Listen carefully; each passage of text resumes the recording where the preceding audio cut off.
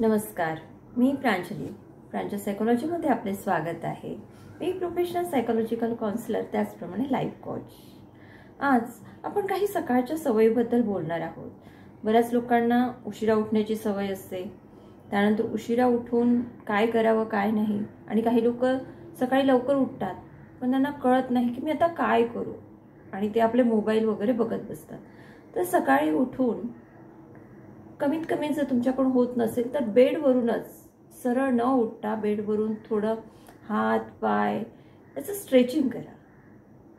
म्हणजे हे अगदी ज्याला काहीच जमत नाही त्यांच्यासाठी मी सांगते आहे की सकाळी उठल्यावर थोडं स्ट्रेचिंग करा, हात पाय हलवा। सगळ्या जी बॉडी असते, जी आपली रात्रभर शांत झालेली असते, कुठलीही मूवमेंट त्याच्यामध्ये झालेली नसते, तर त्या बॉडीला, त्या आपल्या प्रत्येक ऑर्गन्सला, प्रत्येक अवयवाला आपल्याला ॲक्टिवेट करायचं असतं। तर त्याच्यासोबत जर उठल्यावर त्यांना उठायच्या आधी बेडवरच 5-10 मिनिटं त्यांना स्ट्रेच करा। प्रत्येक अवयवाला थोडं स्ट्रेच करा। पाय उचला, हात उचला, हाताला थोडं ताणा, पायाला थोडं ताणा, डोळे फिरवा। आणि ज्यांना शक्य असेल म्हणजे आता जे थोडे नाही आम्ही करू शकतो, आम्हाला आवडतं, म्हणजे हे सगळ्यांनीच करायला पाहिजे, आवड निवड यात काहीही नाही आहे, तर त्यांनी उठल्यावर थोडं शांत बसावं, डोळे मिटून शांत पॉझिटिव्ह विचार आपल्या डोळ्यासमोर आणावे, पॉझिटिव्ह विचार मनामध्ये आणावे, आणि नंतर उठून आपलं ब्रश वगैरे जे काय करून हलका फुलका व्यायाम करणं हे फार गरजेचं आहे। मेडिटेशन करा, हलका फुलका व्यायाम करा, सकाळी फिरायला जा, ह्या सगळ्या गोष्टी तुम्ही सकाळी उठून करा। पण बरीच लोक हे करतात का? नाही। त्यानंतर टॉयलेटला जाताना तिथे मोबाईल वगैरे घेऊन जाऊ नका। सेकंडली, आपल्याला जो काही आपण नाश्ता करतो स्पेशली, तर नाश्ता करताना बरीचशी लोक काय करतात, एक तर काही लोक नाश्ताच करत नाही, ही सगळ्यात मोठी चूक आहे। आणि काही लोक नाश्ता तर करतात पण काय करतात, बिस्किट, चहा बिस्किट, ब्रेड आणि दूध, किंवा बरेच जण सांगतात की चहा आणि सकाळी उठून चहा पोळी, या प्रकारचा नाश्ता करतात। तर या प्रकारचा नाश्ता सकाळी करू नका। सकाळी उठल्या पोट भरून आणि पौष्टिक नाश्ता करा। पोट भरून म्हणजे, कारण आपलं शरीर जे आहे ते रात्रभर म्हणजे त्यांनी काही खाल्लेलं नसतं। आपण आपल्या दिनचर्येमध्ये म्हणतोय की रात्री लवकर जेवावं, त्याच्यामुळे आपलं शरीर खूप वेळ रिकामं असतं आणि त्याला अन्नाची गरज असते। त्याला एक पेट्रोलची, गाडीत पेट्रोल टाकल्याशिवाय चालणार नाही ना, तसे आपल्या शरीराला सुद्धा पेट्रोलची गरज असते। आणि सकाळीच आपल्याला खूप जास्त कामं असतात, सो सकाळी त्याच्यात चांगलं पेट्रोल भरा। असं काही पेट्रोलच्या जागी रॉकेल टाकू नका आणि आपली गाडी खराब करू नका। तर चांगल्या क्वालिटीचं पेट्रोल टाका, म्हणजे पौष्टिक नाश्ता करा। कुणीतरी म्हटलेलं आहे की जो काही आपला सकाळचा ब्रेकफास्ट असतो, नाश्ता असतो, तो एका राजासारखा असावा। म्हणजे काय राजासारखा, म्हणजे काय, तर तो प्रोटीनयुक्त असावा। व्हिटॅमिन्स, प्रोटीन्स, कार्बोहायड्रेट्स, फॅट्स या सगळ्यापैकी तो समाविष्ट असावा। हे सगळे पदार्थ त्याच्यावर समाविष्ट असावे। त्यानंतर दुपारचं जेवण असावं ते एका मध्यम वर्गीयांसारखं असावं। आणि जे रात्रीचं जेवण असतं ते भिकाऱ्यासारखं म्हणजे काय, तर थोडं खायचं। म्हणजे भिकाऱ्याला जास्त मिळतं का? नाही मिळत, तर थोडं मिळतं। तर भिकाऱ्यासारखं म्हणजे थोडंसं जेवण, हलकंसं लाईट जेवण रात्री करावं। हे झालं जेवणाबाबत। तर ही सवय सुद्धा अंगीकारणं खूप गरजेचं आहे। तर जर आपण जे काय आहे तर सकाळी थंड पाण्याने आंघोळ करा। थंड पाण्याने आंघोळ केल्यामुळे काय होतं की तो जो थंडगारपणा आहे तो आपल्या स्किन पर्यंत जातो, आणि स्किन ही खूप महत्त्वाचा घटक आहे। आपण बरेचदा काय करतो की त्याच्याकडे दुर्लक्ष करतो, पण स्किन काय करतो, तर स्किन ज्या काही आपल्याला संवेदना होते त्या संवेदना, ते सिग्नल्स हे आपल्या ब्रेन पर्यंत पोहोचवण्याचं काम करतं। आणि ज्यावेळेस आपण थंडगार पाण्याने आंघोळ करतो, आणि आंघोळ करताना घाईघाई आंघोळ 5 मिनिटात 10 मिनिटात संपवू नका, तर व्यवस्थित आंघोळ करा। त्यामुळे काय होईल की तुमच्या अवयवाची मसाज होईल, आणि त्यामुळे ब्लड सर्क्युलेशन चांगलं होतं, आणि त्याच्यामुळे तुमचं शरीर तर स्वच्छ होईलच, तर मन सुद्धा ताजतवानं होईल आणि फ्रेश वाटेल। तुम्ही बघा, आपल्याला आंघोळ करण्याच्या आधी कसं वाटतं आणि आंघोळ केल्यावर कसं वाटतं। तर गरम पाण्याने आंघोळ करण्याच्या ऐवजी थंड पाण्याने आंघोळ करा. आता तुम्ही म्हणाल की थंड पाण्याने आंघोळ, बापरे आम्ही कालवाला तर काही सवय नाही आहे, तर कोमट पाण्याने आंघोळ करा, पण कडक गरम पाण्याने आंघोळ करू नका. तुम्हाला आठवत असेल संत तुकडोजी महाराज बोलले होते की गरम पाण्याने आंघोळ करणे म्हणजे बिमारीची समजणे. म्हणजे गरम पाण्याने कोण आंघोळ करतं, तर ज्याला आजार झालेला आहे, जो आजारी आहे, त्याने गरम पाण्याने आंघोळ करावी, असं संत तुकडोजी महाराजांचं म्हणणं होतं. त्यानंतर आपण जाऊया आपल्या नेक्स्ट पॉइंटकडे. तो म्हणजे की सकाळी उठल्या उठल्या बऱ्याच लोकांना ते काय म्हणतात त्याला, तपकीर वगैरे जे असतं ते तपकीर नी दात घासतात, किंवा कोणाला उठल्या उठल्या तंबाखू खायची सवय असते, किंवा सिगरेट घ्यायची सवय असते, तर ड्रिंकर्स, हेवी ड्रिंकर्स असते त्यांना ड्रिंक घेण्याची सवय असते, किंवा चहा आणि कॉफी ही तर मॅक्झिमम सगळ्यांना सवय असते.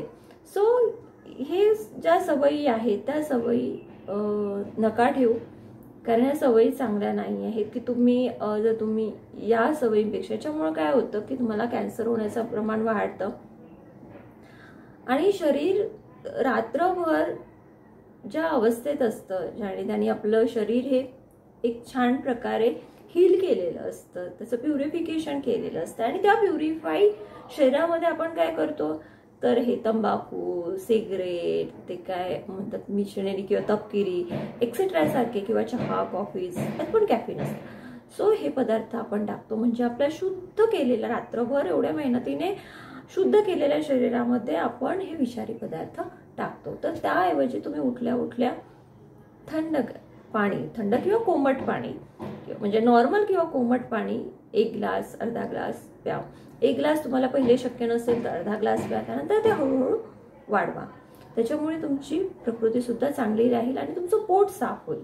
थोडं कोमट पाणी केलं की तुम्हाला जो बद्धकोष्ठतेचा वगैरे प्रॉब्लेम असेल तो सुद्धा नाहीसा वाटेल. कारण शरीर बिघडलं की मन बिघडतं. तुमची जर टॉयलेट तुम्हाला जर व्यवस्थित साफ होत नसेल तर तुमचं मन अगदी निराश असतं, तुम्हाला काही सुचत नाही, काही नाही, म्हणजे तुम्हाला फ्रेश वाटत नाही इन शॉर्ट. सो कोमट पाणी जर पिले सकाळी सकाळी उठून अंशापोटी, तर तुमचा कोठा सुद्धा छान साफ होईल आणि तुमचं मन प्रसन्न होईल, तुम्हाला छान हलकं हलकं असं वाटेल. त्यानंतर आपण जी चूक करतो की आपण टॉयलेटला जातो, आणि आत्ता तर काय सगळ्यांकडे वेस्टर्न टॉयलेट्स आलेले आहे. म्हणजे आपण खेड्यांमध्ये सुद्धा गेलो, ग्रामीण भागामध्येच गेलो, तिथे सुद्धा लोकांनी इंडियन टॉयलेट्स काढून वेस्टर्न टॉयलेट बसविलेले आहे. आणि या वेस्टर्न टॉयलेट्समुळे काय झालं की आपण टॉयलेटमध्ये मोबाईल घेऊन जातो. काय ना, आपण बघतो की फॉरेनमध्ये लोक बुक्स वगैरे बघताना आपण त्या टीव्हीत वगैरे बघतो, पण आपण बुक्स घेऊन जातो का टॉयलेटमध्ये? नाही. आपण काय घेऊन जातो? मोबाईल घेऊन जातो. आणि तो मोबाईल घेऊन आपल्याला कळत सुद्धा नाही की आपण किती वेळ टॉयलेटमध्ये बसलेलो आहोत. आणि त्यावेळेस मग आपलं जे लक्ष असतं त्याचा तोटा काय आहे की तुम्ही ते घेऊन जाता, ही तर चांगली सवय नाही. कारण तिथले सगळे ते जे काही बॅक्टेरियाज वगैरे त्या सगळ्या टॉयलेटला टॉयलेट मधले ते सगळे बॅक्टेरियाज जे आहे ते तुमच्या मोबाईलला वगैरे लागतात. कारण आपल्या इकडे हात लागतातच ना इकडे तिकडे, आणि तोच मोबाईल तुम्ही दिवसभर वापरता. म्हणजे ते जेवताना पण तोच यूज करतो आपण, बोट लावतो, कोणाचा कॉल आला घेतो, मेसेज टाईप करतो. सो ते सगळे बॅक्टेरिया तुमच्या शरीरात जातात. आणि सेकंडली की तुमचं टॉयलेट करताना त्याकडे लक्ष नसतं, तुमच्या ब्रेनला ते सिग्नल्स जात नाही की तुम्हाला टॉयलेट करायची आहे, तुम्हाला तुमचं पोट साफ करायचं आहे. कारण तुमचं ब्रेन कुठं असतं, तर तुमचं ब्रेन त्या मोबाईलमधील ज्या काही गोष्टी तुम्ही बघत असाल त्या गोष्टी बघण्यात असतात, चांगल्या असेल वाईट असेल व्हॉटएव्हर. पण तुमचं ब्रेन त्यावेळेस टॉयलेटमध्ये जाताना टॉयलेट साफ कशी होईल त्या आतड्यांना ते सिग्नल्स देण्याच्या ऐवजी तुमचं ब्रेन तुमच्या त्या मोबाईलमध्ये तुमच्या डोळे आहे, हे आहे, इतर सेन्सरी ऑर्गन्स आहेत त्याकडे लक्ष दिलं जातं आणि तुमचं पोट साफ होत नाही. आणि त्याच्यामुळे काय होतं की जे काही मळ असतो, मल ज्याला म्हणतो आपण मराठीमध्ये, तो मल तुमचा तसाचा तसा साचलेला असतो आणि बद्धकोष्ठतेसारखा परिणाम होतो. आणि त्यातूनही मग आपल्याला फ्रस्ट्रेशन यायला लागतं की बापरे माझं पोट खूप फुगलंय, माझं पोट खूप मोठं झालं आहे, मला कसं तरी होतंय, मला काय झालं असेल वगैरे वगैरे. आणि आपले सायकोलॉजिकल प्रॉब्लेम्स तिथून सुद्धा सुरू होतात. त्याच्यानंतर आपण बघूया की बरेच जण काय करतात की चहा हवा म्हणजे हवाच, उठल्या उठल्या मला चहा पाहिजे म्हणजे पाहिजेच, कारण मला कामच करता येत नाही. तुम्ही नक्की चहा घ्या, पण तो ग्रीन टी घ्या, हर्बल टी घ्या, म्हणजे थोडं रिप्लेस करा आणि आपला वेगळा चहा घेण्याचा प्रयत्न करा. त्याचप्रमाणे मोबाईल, टी व्ही याचा जो वापर आहे तो खूप कमी करा. म्हणजे अगदी ठरवून घ्या की हां, झोपायच्या आधी 1 तास no mobile, no any digital thing as like to mobile, T V, tablets etcetera. त्यानंतर साधारणतः मुलं जेव्हा अभ्यास करतात तर आपण बरेचदा काय करतो, मुलांना देतो, अरे हां हे घे तुझं होमवर्क आहे, हे कर ते कर, हे असं करायचं तसं करायचं, आणि आपण काय करतो, आपण मोबाईल बघतो. तर तो मुलाला त्याचं सुद्धा लक्ष तुमच्या मोबाईलमध्ये जातं की मम्मा काय बघत आहे. सो मुलं जेव्हा अभ्यास करत असेल तेव्हा तुम्ही पण एखादं बुक घेऊन बसा, ना की मोबाईल घेऊन बसा. कदाचित तुम्ही, मान्य आहे मला, तुम्ही तुमच्या मोबाईलमध्ये तुमचं कामाचंच काहीतरी बघत असाल, परंतु मुलाचं लक्ष वारंवार त्या मोबाईलमध्ये जातो, तो डिस्ट्रॅक्ट होतो आणि त्याचा अभ्यासात लक्ष नाही लागत. तेव्हा जेव्हा मुलगा बुक घेऊन बसतो, पुस्तक घेऊन बसतो, स्टडी करायला बसतो, त्यावेळेस तुम्ही सुद्धा एक बुक घेऊन बसा, तुम्हाला आवडेल ते बुक घेऊन बसा आणि ते रीड करा.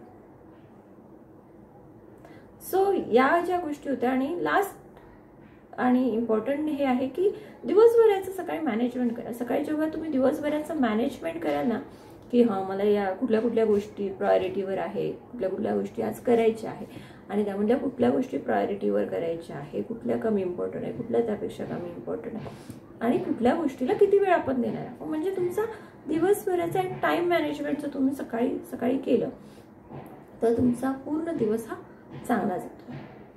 तर या ज्या गोष्टी आहे की कुठल्या कुठल्या गोष्टी आपल्याला करायच्या नाही आहेत आणि कुठल्या गोष्टी आपल्याला करायच्या आहेत, एक छोटासा टिप्स होत्या की आपण सकाळी उठल्यावर कुठल्या गोष्टी कराव्या, कुठल्या गोष्टी नाही कराव्या.